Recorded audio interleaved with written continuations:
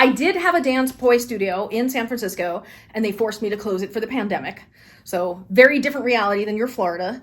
And then I moved to an internet-based model. So I am running a virtual dance studio now, is how I see it. So, and then the reason I moved to the model of giving away the content that I'm giving away is because that's not what I'm selling. What I'm selling is the feedback.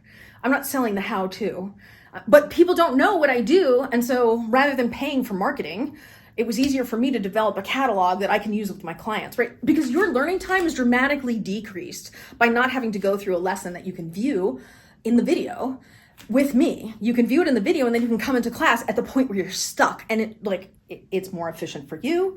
It helps me have a bigger, broader catalog. It's excellent marketing. And at its core, I feel like I'm a 55-year-old woman.